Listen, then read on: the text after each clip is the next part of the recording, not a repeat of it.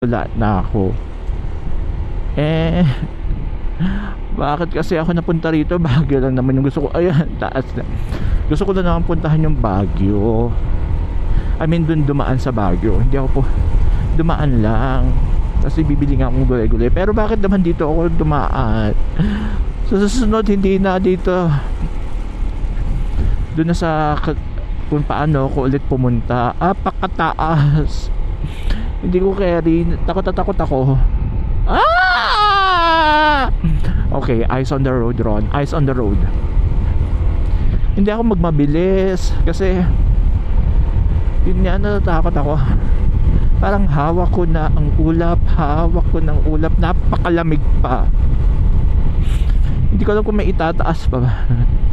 Kapag parang ito yung papunta ng yung old highest point.